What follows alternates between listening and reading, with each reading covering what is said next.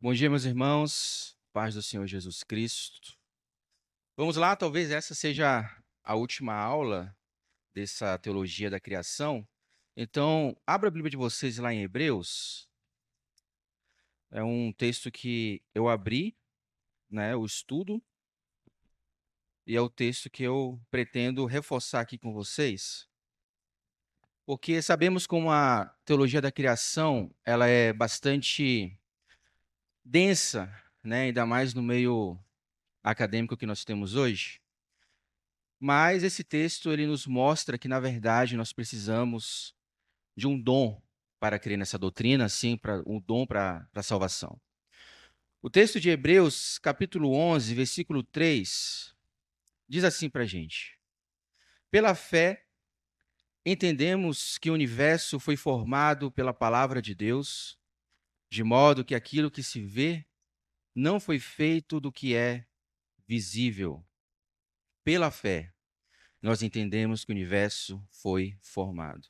Veja que Deus ele não pede para você provar, ele pede para você crer que ele formou todas as coisas. Então, hoje, nós vamos prosseguir o relato da queda. Na última aula, eu fiz o relato da criação, de como o Senhor ele criou todas as coisas em 6 dias, de como a terra estava sem forma, como ela estava vazia, e de que nos 3 primeiros dias ele foi preencher, ele foi dar forma àquilo que não tinha forma, criando os domínios, e nos 3 posteriores ele preencheu o vazio que estava na terra. E dessa forma a gente viu toda a pintura que o Senhor fez, que tudo foi de uma forma ordenada. O Senhor ele não foi improvisando, ele foi criando tudo de uma forma ordenada, trazendo o caos que estava na terra. E hoje nós vamos então prosseguir a partir do capítulo 3, mas antes eu queria trazer para vocês uma citação de Agostinho, que eu acho que é muito válida para o que a gente vai estudar hoje. Então, está nas Confissões. Então, se você nunca leu as Confissões, eu peço para você, por favor, não passe essa vida sem ler Confissões. Talvez seja um dos livros mais importantes do Ocidente, Eu recomendo muito esse exemplar da Penguin, que tem a melhor tradução das Confissões. E é a primeira autobiografia da história, E aqui no livro 2, Agostinho ele vai falar sobre uma vergonha que ele tinha acerca de umas peras que ele roubou na vida. E ele, então, está confessando esse pecado, e ele está falando aqui a respeito disso. Começa assim: Pois roubei algo que tinha em abundância e muito melhor, e não pretendia gozar daquilo que procurava pelo roubo, mas do próprio roubo e do pecado. Havia perto de nossa vinha uma pereira, carregada de frutos pouco convidativos, tanto pelo aspecto como pelo sabor. Para sacudi-la e espoliá-la, encaminhamos-nos adolescentes acelerados noite adentro, porque por um hábito pernicioso ficávamos brincando na praça até tarde, e arrancamos dela uma grande quantidade de frutos, não para o nosso banquete, mas para jogá-los aos porcos. Ainda que tenhamos comido alguns, fizemos aquilo pelo prazer do proibido. Eis meu coração, Deus, eis meu coração, de que tivesse piedade no fundo do abismo. Eis meu coração, que te diga agora o que buscava ao ser mal gratuitamente. E se havia outra causa de minha maldade, senão a própria maldade. Era feia, mas eu a amava. Amava perecer. Amava a minha queda. Não aquilo pelo qual caía, mas minha própria queda eu amava. Alma torpe que, abandonando teu baluarte, ia para o extermínio, desejando não algo infame, e sim a própria infâmia. Agostinho, ele traz para a gente aqui uma questão que eu acho que é o maior problema do homem, que é a questão do mal. O mal que habita no nosso coração, o mal que está presente nas nossas vidas, o mal que está presente no mundo. Então, diante do Senhor, Agostinho, ele confessa seu drama. O pecado é feio, é irracional, é destrutivo. E mesmo assim, diz Agostinho, eu amo. Como, Senhor, explicar o amor que tenho pelo irracional e destrutivo? Quando passamos a compreender, irmãos, o que realmente é o mal, não perguntamos somente pela sua origem, mas sim como podemos ser seduzidos por aquilo que irá nos destruir. E é sobre isso que vamos falar hoje. Bom, o capítulo 3 de Gênesis não relata a origem do mal no mundo. O capítulo não é um fundamento para explicar a origem do mal no mundo. Gênesis 13 é a base bíblica para explicar a origem do mal na humanidade, entre os homens. Deus havia feito um pacto com o homem. E a partir da ordem divina dada ao homem, que está lá no versículo 15, a partir do capítulo 2, eu vou ler aqui para vocês. O Senhor Deus colocou o homem no jardim do Éden para cuidar dele e cultivá-la. E o Senhor Deus ordenou ao homem: coma livremente de qualquer árvore do jardim, mas não coma da árvore do conhecimento do bem e do mal, porque no dia em que dela comer, certamente morrerá. Então, além da ordem, Deus também diz ao homem que se ele comer da árvore, morrerá. Ele será punido com uma infração. Então, tudo que se segue no capítulo 13, irmãos, é resultado justamente dessa infração.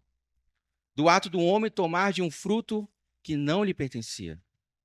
Então, nós começamos aqui no versículo 1 do capítulo 3, e aqui já temos um personagem muito importante nessa história, o vilão, né, de toda esse drama.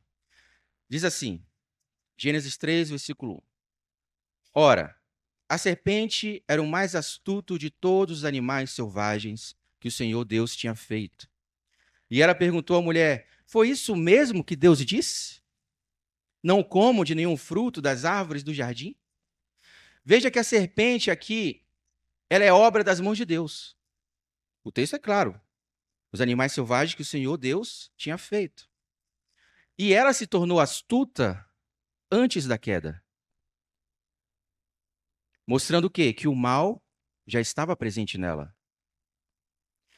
Bruce Waltke, na sua teologia do Antigo Testamento, ele vai dizer que a serpente é a encarnação, por assim dizer, de um ser espiritual que não esconde seu ódio contra Deus. Lá em Apocalipse 12, versículo 9, mostra que a antiga serpente é o diabo, o Satanás, que engana o mundo todo. Então aqui nós temos a influência do mal sobre o homem e sobre a mulher. E o texto apresenta a serpente com essa única característica: astuta. Essa palavra no hebraico, ela aparece não apenas de uma forma negativa, mas lá em Provérbios, ela descreve um homem prudente que age com sabedoria como astuto. Mas aqui nesse jardim, a astúcia ela está a serviço de uma intenção ruim. E o instrumento que a serpente usa não é a força, não é a ameaça, é uma pergunta. Ouça com cuidado o que a serpente está fazendo. Ela não nega a existência de Deus. Ela não ataca a criação. Ela distorce. Deus havia dito que eles podiam comer de todas as árvores do jardim, com uma única exceção: a árvore do conhecimento do bem e do mal. A serpente inverte isso. Ela transforma a liberdade ampla em uma proibição geral e coloca Deus na posição de alguém que está sendo mesquinho com o que criou. Calvino observava que o primeiro pecado, irmãos, começou na mente antes de chegar nas mãos. Eu falei isso na última aula.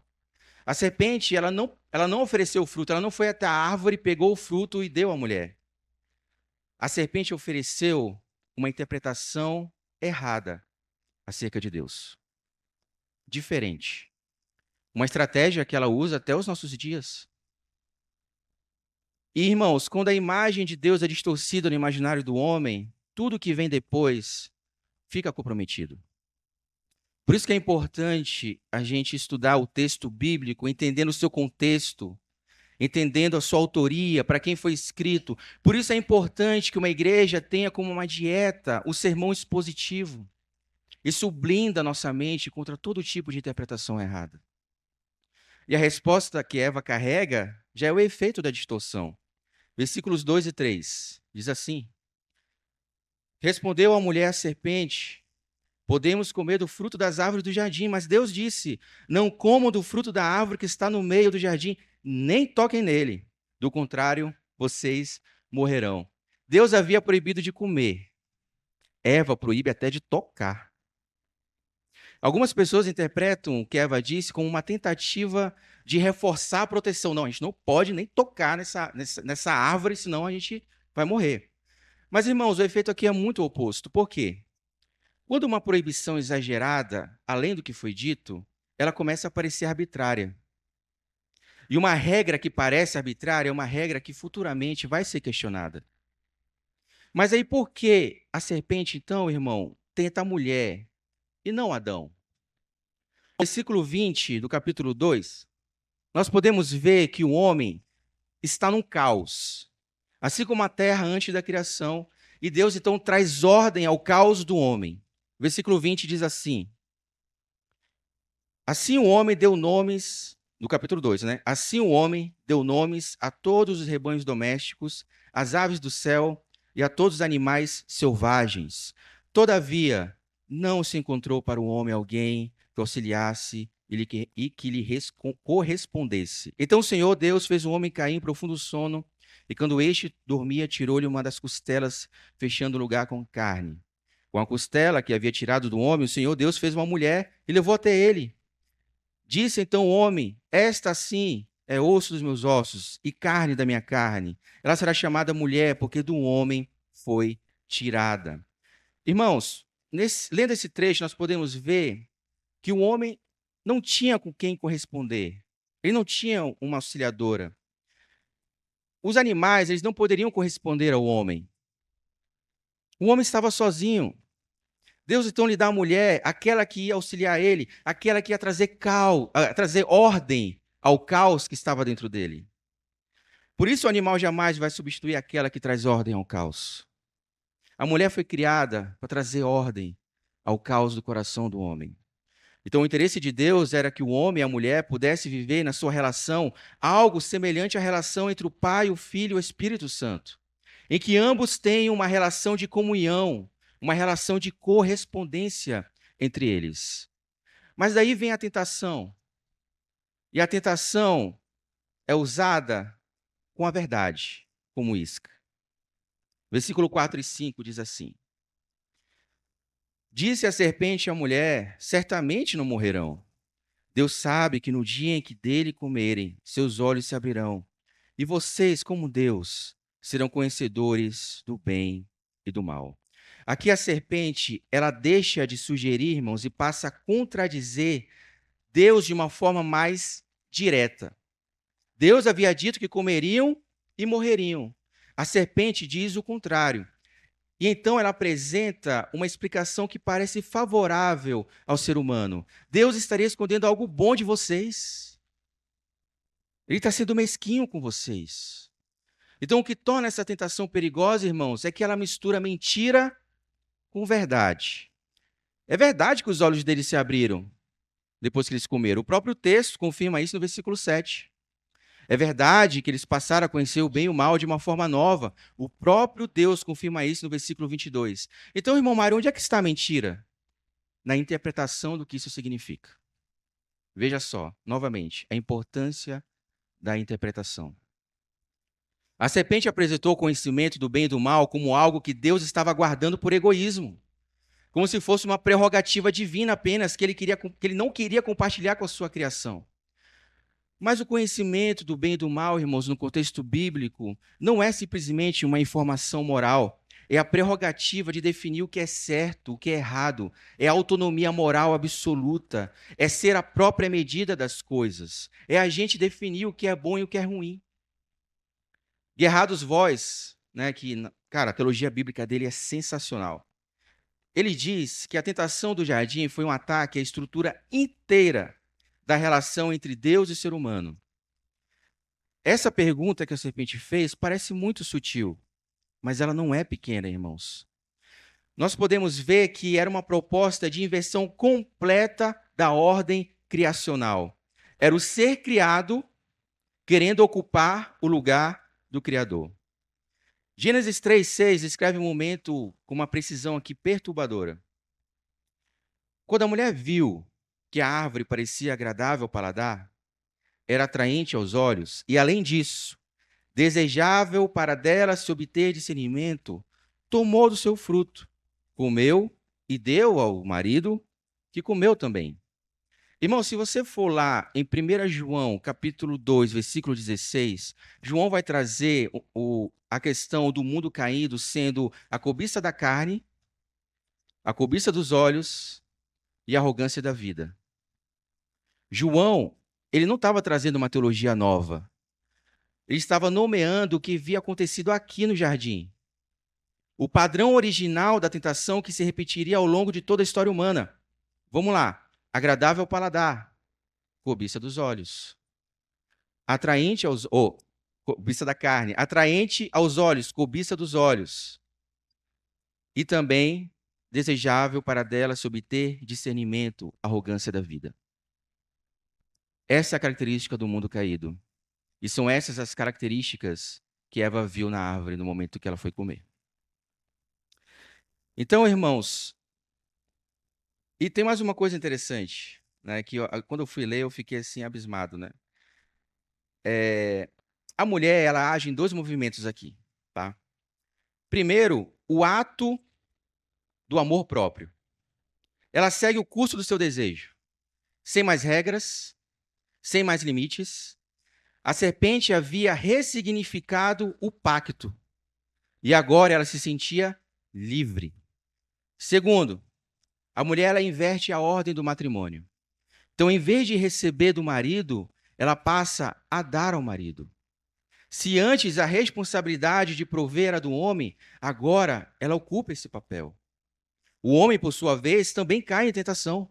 Ele recebe o fruto sem questionar a procedência. Ele simplesmente come. Ele foge da responsabilidade que lhe cabia. E uma coisa interessante, irmãos, que quando eu fui ler, eu tenho uma Torá lá em casa, pastor, que é uma Torá em hebraico, comentada por um rabino chamado Rashi.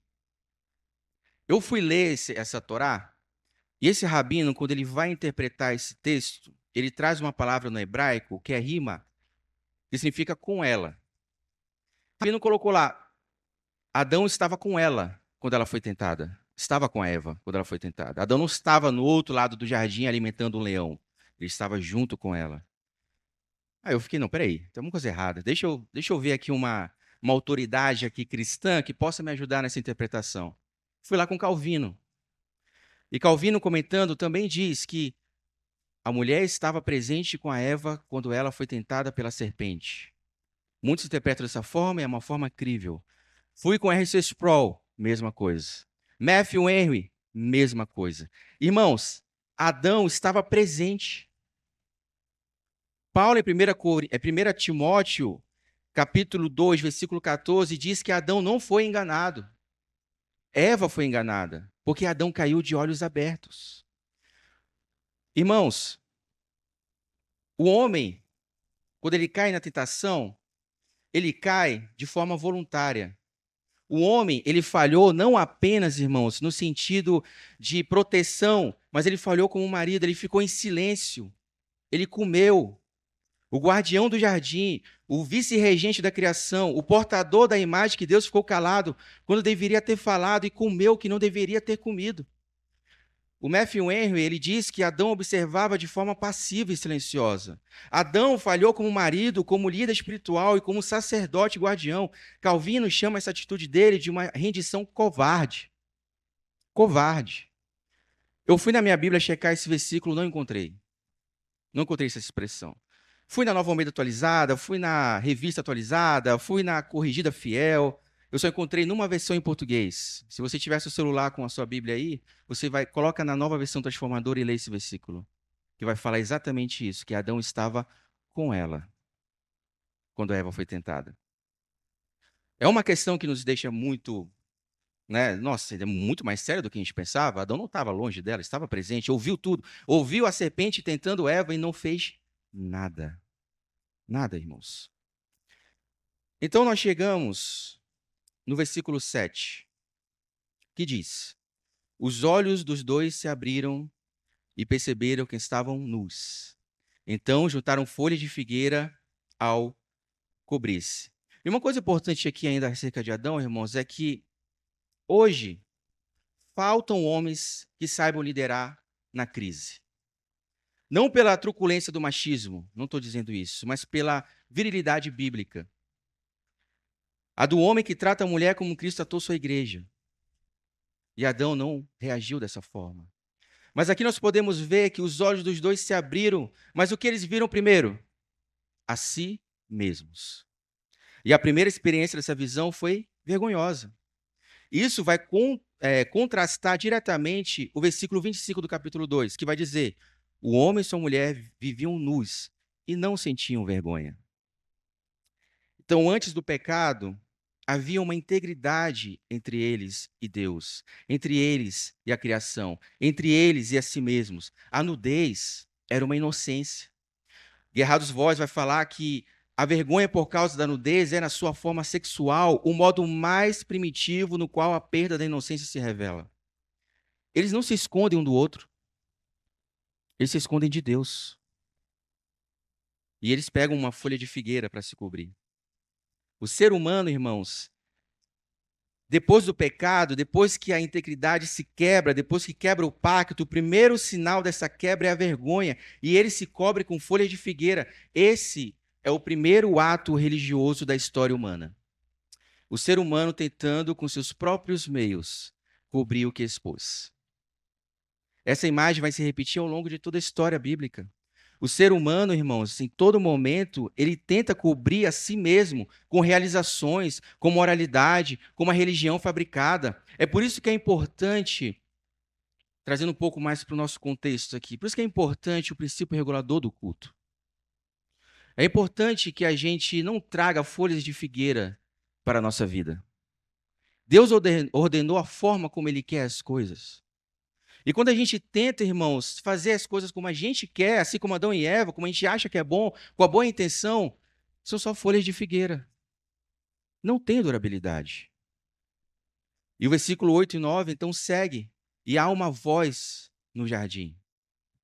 Ouvindo o homem a sua mulher, os passos do Senhor Deus que andava pelo jardim quando soprava a brisa do dia, esconderam-se da presença do Senhor Deus entre as árvores do jardim. Mas o Senhor Deus chamou o homem perguntando: onde você está? Deus não chega com raios, não chega com trovões. Ele caminha no jardim pela brisa do dia, como ele fazia todo dia. Como que faz isso com regularidade? E aqui está algo que precisa ser notado. Os que sempre haviam corrido para o seu pai, agora se escondem dele. Deus já sabia o que tinha acontecido. Deus já sabia que o pacto tinha sido quebrado. E o versículo 10 mostra como Adão respondeu a isso. E ele respondeu: ouvi teus passos no jardim e fiquei com medo, porque estava nu. Por isso me escondi. Essa é a primeira vez que a palavra medo aparece na Bíblia em relação ao homem diante de Deus. O pecado não apenas quebrou a obediência, irmãos, ele quebrou a intimidade. Ele transformou a presença de Deus, que era o ambiente natural do homem, em fonte de terror. Isaías 6,5. Quem lembra essa passagem? Ai de mim, pois estou perdido, porque sou um homem de lábios impuros. O homem passa a rejeitar a presença de Deus por medo. Mas antes ele corria até os braços do Pai. A pergunta que Deus faz aqui, onde você está, Adão? Não é uma pergunta de localização. Deus sabe onde Adão está. É uma pergunta que convida Adão a se apresentar, a sair do esconderijo. É a mesma pergunta e a mesma graça que vai aparecer em outras partes da Bíblia. Onde está Abel, seu irmão? Deus sabia onde estava. O que estava fazendo aqui, Elias? Deus sabia o que ele estava fazendo ali. Deus pergunta, irmãos, não para obter informação. Deus pergunta para oferecer ao homem a chance de ser encontrado. Deus quer nos encontrar. Ele busca nos encontrar. Com essa pergunta, Adão, Deus abre espaço para o arrependimento, para a confissão, para que o homem possa explicar e compreender por que Adão trocou algo tão precioso por poucos minutos de prazer que durou tão pouco. A mulher também dá sua resposta, mas ele não dá voz à serpente. Deus não lhe dá voz. E há razão para isso. Onde ela tem voz, ela muda os discursos, ela transforma o mundo num baile de máscaras, ela traz confusão entre o bem e o mal. Irmãos, o versículo 12 vai nos dizer que a mulher que você me deu, a resposta de Adão é muito covarde aqui. Adão não assume a sua responsabilidade.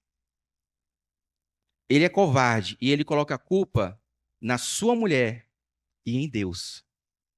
Na mesma frase, em uma única frase, Adão culpa a mulher e culpa a Deus que havia dado ela.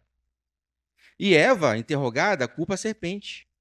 Então a cadeia da responsabilidade, irmãos, vai se desfazendo de uma forma completa aqui, né? E a resposta de Adão também revela o quê? A lógica do pecado. Além de responder, além de perguntar onde estás, Deus também pergunta quem lhe disse que você estava nu. E a pergunta é retórica, Deus sabe o que aconteceu. Deus quer ver se há hombridade em Adão. E como eu disse, a resposta foi covarde. Mas daí vem as consequências que o pecado quebrou. Versículo. Vamos ver as sentenças, né? Versículo 16 do capítulo 3. A mulher lhe declarou: multiplicarei grandemente o seu sofrimento na gravidez, com o sofrimento você dará à luz filhos, seu desejo será para o seu marido e ele a dominará. O que havia sido dado como bênção, irmãos, que era a fecundidade, a companhia do casamento, agora carrega o peso do pecado. A dor no parto, minhas irmãs, não é criação de Deus. É uma consequência de uma criação distorcida pelo pecado. A tensão da relação entre o homem e a mulher não é uma intenção original do Senhor. É o resultado de uma imagem de Deus fraturada, tentando se relacionar com outra imagem igualmente fraturada. E para o homem, Deus dá sentença, versículo 17. E ao homem declarou: visto que você deu ouvidos à sua mulher e comeu do fruto da árvore da qual ele ordenara que não comesse, maldita é a terra por sua causa. Com sofrimento você se alimentará dela todos os dias da sua vida. Ela lhe dará espinhos e ervas daninhas, e você terá que alimentá-las do campo. Com o suor do seu rosto você comerá o seu pão até que volte à terra, visto que dela foi tirado, porque você é pó, e ao pó você voltará. O trabalho existia antes da queda, irmãos. Em Gênesis 2, versículo 15, Deus havia colocado o homem no jardim para cultivá-lo, para guardá-lo. Deus criou o homem para trabalhar. O trabalho em si não é uma consequência do pecado. O que muda depois da queda é a relação com o trabalho. Resistência, cansaço, frustração. O homem não foi criado para ficar no jardim lá à toa. O trabalho foi dado por Deus. E não vamos negar, ficar em casa é muito bom. Ficar à toa é muito bom. Mas fomos criados para trabalhar. Irmãos, o solo que antes havia generosidade em produzir, agora exige o suor do homem. E ao final de tudo, a terra também reclama o que é seu, porque o que era pó agora voltará ao pó. A morte havia entrado. O mal entrou na humanidade. Não como criação de Deus, mas como resultado de um ser criado que havia se separado da única fonte de vida. E daí, irmãos, chegamos no versículo 15, que é o primeiro evangelho. E aqui vocês puderam ver que Deus fez um pacto com Adão. Adão quebrou esse pacto, é o pacto que nós chamamos de pacto das obras, e agora ele vai revelar um novo pacto, uma nova aliança com o homem. E antes de pronunciar as consequências sobre a mulher, sobre o homem, Deus então fala com a serpente, e é no meio dessa sentença sobre a serpente que está o versículo mais importante que eu digo de todo o capítulo. Versículo 14 e 15. Então o Senhor Deus declarou à serpente: uma vez que você fez isso, maldito é você, entre todos os rebanhos domésticos e entre todos os animais selvagens. Sobre o seu ventre você rastejará, e pó comerá todos os dias da sua vida. Versículo 15, esse é o versículo. Porém, inimizade entre você e a mulher, entre a sua descendência e o descendente dela. Este lhe ferirá a cabeça e você lhe ferirá o calcanhar. Esse versículo é o que os teólogos, é o que nós chamamos de proto-evangelium, o primeiro evangelho, é a primeira promessa de redenção na Bíblia, e ela precisa ser lida com muito cuidado. Aqui nós temos, irmãos, dois pontos que se seguem. Os nossos irmãos pedobatistas creem que aqui o pacto da graça foi estabelecido. E então há uma administração diferente nos dois testamentos desse mesmo pacto. Nós cremos que aqui ele foi revelado. E ele só é, então, determinado, ele só passa a ser aplicado a partir da morte de Cristo. Mas aqui, irmãos, ele fala, por inimizade entre você e a mulher. A inimizade estabelecida por Deus não é feita pelo homem, mas é pelo próprio Deus. O ser humano havia se aliado à serpente ao ouvir a sua voz e comer do fruto. Então havia uma cumplicidade entre o homem e a serpente. Havia uma aliança, um pacto entre o homem e a serpente. E Deus, em vez de deixar o ser humano nessa aliança, ele age de uma forma soberana e desfaz essa aliança através de um decreto. Ele coloca inimizade, onde havia conveniência. Isso, por si só, é graça. Antes de qualquer promessa, antes de qualquer sacrifício, antes de qualquer resposta do homem, Deus já intervém. Deus já intervém nessa aliança que ele fez com a serpente. Mas ele continua entre a sua descendência e o descendente dela. Aqui o texto ele abre um tema que vai per toda a narrativa bíblica. A tensão entre duas linhagens, duas sementes. A semente da serpente e a semente da mulher. Esse conflito, irmãos, vai aparecer em Caim e Abel, em Ismael e Isaque, Esaú e Jacó, Israel e as nações que se opunham a Deus, nos ímpios que perseguem os justos. Gerardo Voz, novamente, na sua teologia bíblica, ele mostrou que o versículo 15 lança o tema central de toda a teologia bíblica, que é um conflito que atravessa a história humana e só encontra resolução na pessoa de Cristo Jesus. Como eu disse, Deus revela o pacto da graça. Mas este lhe ferirá a cabeça e você lhe ferirá o calcanhar. Em hebraico aqui, irmãos, nós temos um verbo que é das duas ações, que é shuf, que significa golpear, significa esmagar, mas os alvos aqui são diferentes. A serpente ela atinge o calcanhar desse descendente, enquanto o descendente esmaga a cabeça da serpente. E o fato dela rastejar aqui com seu ventre nos mostra que ela só pode ferir o calcanhar dele. Ela não pode machucá-lo acima disso. E quem é esse descendente, irmãos? O texto não diz aqui de forma clara. Ele apenas promete que esse descendente virá. Que haverá um da descendência da mulher que enfrentará a serpente diretamente. Toda a Bíblia conta a história de quem é esse descendente. Mas antes de expulsar Adão e Eva, e aqui vem uma questão muito importante, Deus faz algo que o texto registra de uma forma simples, mas que tem um peso teológico muito forte. Versículo 21 do capítulo 3. O Senhor Deus fez roupas de pele e com elas vestiu Adão e sua mulher. Eles haviam coberto o seu corpo, a sua nudez, com folhas de figueira. Deus cobre eles com pele. E pele exige que o animal morra. E esse é o primeiro sacrifício na Bíblia. Não está apresentado de uma forma tal, é claro, mas a lógica do texto é inevitável aqui para a gente, porque para que houvesse pele, houve sangue. Para que a vergonha do ser humano fosse coberta de uma forma adequada, houve uma morte. A primeira morte registrada na Bíblia. E quem providenciou isso não foi Adão. Deus não pediu para Adão, Adão, vá lá, caça um animal, eu vou fazer roupa para vocês. Foi o próprio Deus que providenciou. Não foi Adão que saiu para caçar. Foi Deus quem cobriu o ser humano.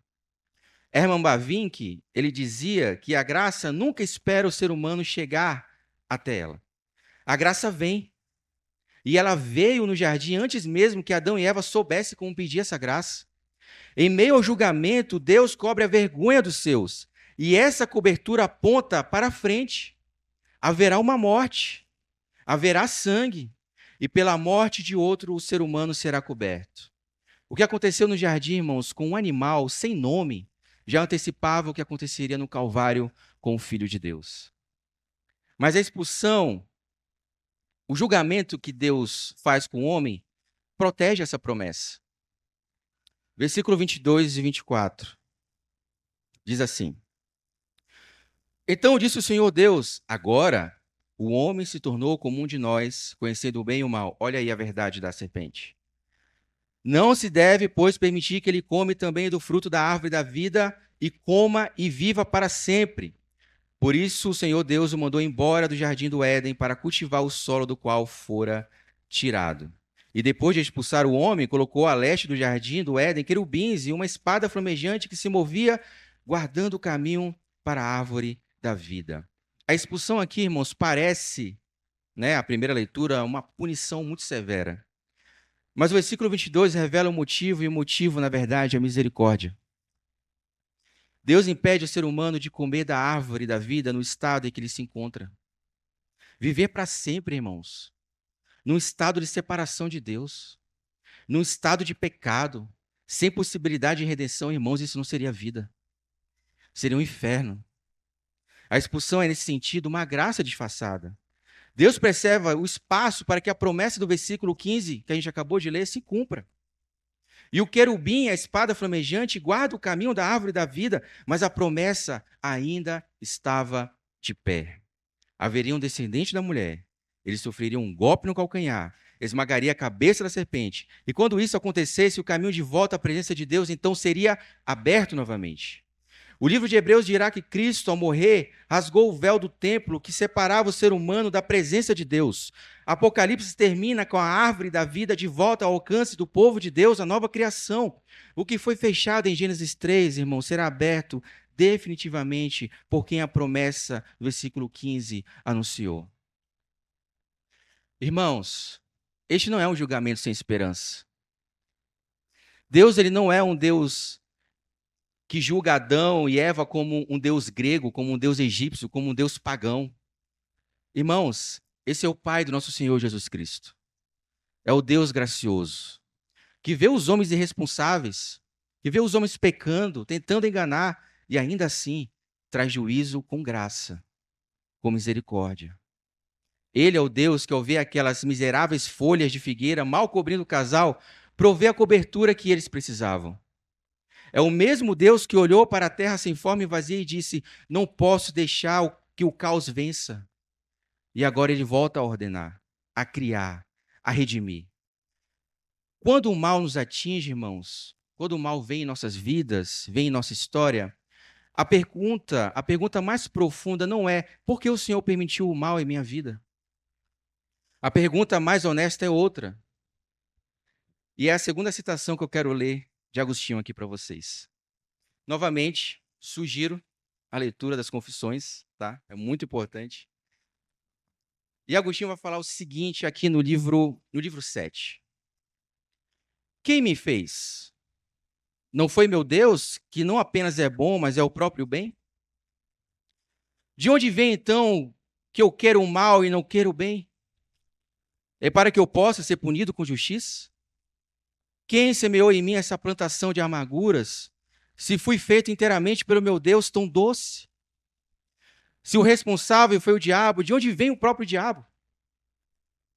Se ele, de anjo bom, se tornou diabo por vontade perversa, de onde surgiu nele mesmo essa vontade má que o tornou diabo? Quando, como anjo, fora feito inteiramente pelo Criador sumamente bom?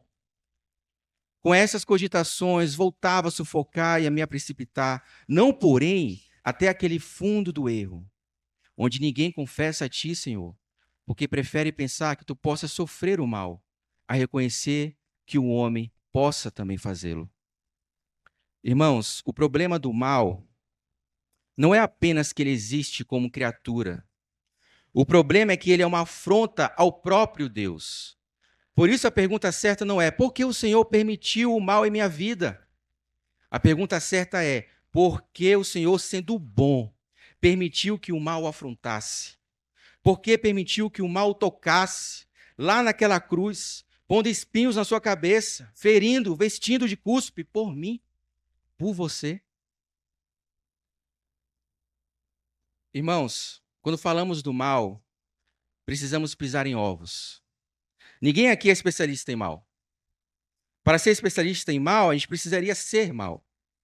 E você não é mau. Você é uma boa criação de Deus, corrompida, sim, corrompida, mas boa. Você não é o mal em si. Irmãos, a criação e a queda não são duas histórias separadas, são duas partes de uma única narrativa que só faz sentido quando a gente lê junto. A criação nos mostra que Deus fez um mundo muito bom, com ordem, com propósito, colocou nele seres humanos, a sua própria imagem, para governar esse mundo como seus representantes e habitar no seu descanso, como eu falei na última aula. A queda, irmãos, nos mostra que esse projeto não foi destruído pelo próprio Deus. Ele foi sabotado por dentro, pelo ser humano que ouviu a voz errada, desconfiou do Criador e quis ocupar o lugar que não lhe pertencia. Mas o capítulo 3 também mostra, isso precisa ficar claro, é que Deus não foi surpreendido. Ele não improvisa em Gênesis 3. Antes de pronunciar qualquer consequência sobre o ser humano, a sentença, ele planta uma promessa no meio da sentença sobre a serpente. Uma promessa que o ser humano não pediu, que o ser humano não mereceu. A promessa de que viria alguém, de que haveria um golpe. E a partir desse versículo, toda a Bíblia se move em direção a identificar quem é esse descendente. Com Abel, que fez o primeiro sacrifício aceito por Deus, com Noé, que atravessou o julgamento e chegou do outro lado, em meio às águas, com Abraão, cuja descendência traria bênção a todas as nações, com Moisés e o Cordeiro Pascal, com Davi e o trono que seria estabelecido para sempre, com os profetas que descreveram um servo sofredor que carregaria os pecados do povo. Gálatas 4, versículo 4 e 5 diz: mas quando chegou a plenitude do tempo, Deus enviou seu filho, nascido de mulher, nascido sob a lei, para resgatar os que estavam a fim de recebermos adoção como filhos. Irmãos, nascido de mulher. Paulo ele não usa essa expressão por acaso. Paulo está apontando diretamente para Gênesis 3,15. A semente da mulher havia chegado. Jesus foi tentado no deserto e onde Adão havia cedido, ele resistiu. Foi à cruz, recebeu o golpe no calcanhar. Ao terceiro dia ele ressuscitou e com a ressurreição ele esmagou a cabeça da serpente, destruindo o poder da morte do diabo, como Hebreus capítulo 2, versículo 14 descreve. Para que pela morte destruísse aquele que tinha o poder da morte, isto é, o diabo. Irmãos, o sétimo dia está aberto. Cristo entrou neste dia. E por ele, todo aquele que crê, entra também nesse descanso, como Hebreus capítulo 4, versículo 9 ao 15 afirma. Portanto, ainda resta um descanso para o povo de Deus, pois aquele que entra no repouso de Deus, descansa também das suas obras como Deus descansou das suas. Esse é o Evangelho. Ele começa em Gênesis capítulo 1, versículo 1, encontra a sua primeira promessa no capítulo 3, versículo 15, e não termina até que a cada palavra pronunciada por Deus seja completamente cumprida na história. Irmãos, não há mais tohu vabohu. Não haverá mais vergonha. Não haverá mais espada flamejante guardando o caminho. E onde Deus habitará com o seu povo, ele habitará para sempre. Glórias ao Senhor Jesus por isso. Irmãos, que essa verdade ela esteja no coração de vocês. Que essa doutrina, ela não seja apenas aqui nesse momento, mas que ela acompanhe vocês. E que o nosso Senhor Jesus Cristo sempre traga essa verdade ao nosso coração, sabendo que o mal o afrontou primeiro. Amém, meus irmãos? Vamos ficar de pé, vamos orar, vamos encerrar. Muito obrigado por esses domingos, muito obrigado por estar aqui presente. Ora ao Senhor para que Ele esteja cuidando de cada um de nós nesta manhã. Pai Santo, em nome do Senhor Jesus, muito obrigado, Senhor, pela sua palavra. Obrigado, Senhor, por nos revelar a Ti, Senhor. Pai, Tu criaste todas as coisas a partir do nada. Tu fizeste tudo, Senhor, pelo seu bel prazer e pela sua palavra. Pai, nos conduza sempre a crer nessa verdade, pela fé, crendo no Senhor, pela fé, crendo que o Senhor criou tudo. Senhor, que a gente possa sempre compreender que nossa salvação está em Cristo Jesus, que foi prometido aqui no jardim. Que a gente possa sempre compreender, Senhor, que o mal, antes de nos atingir, atingiu a Ele na cruz. Que nós possamos, Senhor, sempre entender que a fé é necessária para crer na sua salvação. Não por nossas obras, não por nossos méritos, mas pelos méritos de Cristo Jesus. Que toda honra, e toda a glória seja dada a Ele. Amém.